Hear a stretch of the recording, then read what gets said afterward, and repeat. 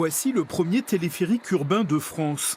Il a été mis en service à Brest en novembre dernier. En 3 minutes seulement, il franchit le fleuve qui traverse la ville à 70 mètres de hauteur. Ce téléphérique a une particularité par rapport à ceux installés en montagne. Il fonctionne toute l'année non-stop. Les câbles doivent donc être très endurants. C'est tout l'enjeu de ces nouveaux téléphériques urbains. Dans cette école d'ingénieurs à Toulouse, les élèves conçoivent un banc d'essai unique en Europe. Sur cette machine, encore dans les cartons, les câbles des téléphériques vont subir toutes sortes de tests.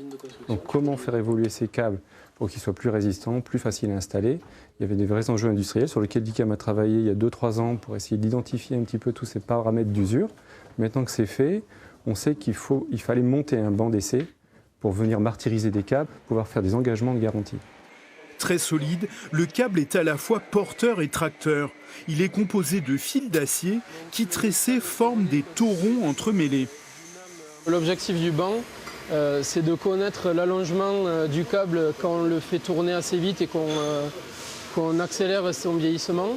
Et donc du coup, voilà, on aura l'allongement et la fatigue des différents taurons et aussi savoir combien de fils d'acier se sont cassés au cours de l'exploitation.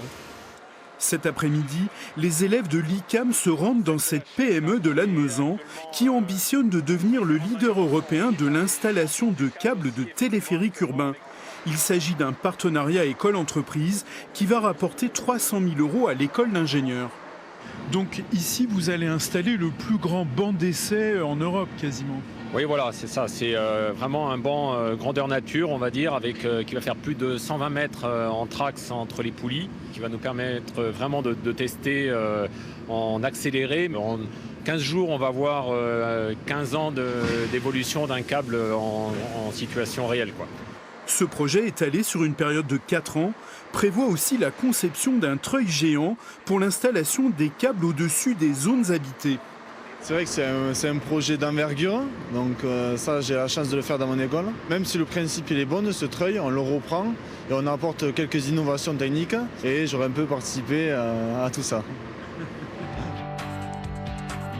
Le téléphérique urbain est à la mode. Il n'y a pas moins de 13 projets en France qui vont voir le jour dans les années qui viennent. Et les études de celui de Toulouse viennent juste de démarrer pour une inauguration en 2018.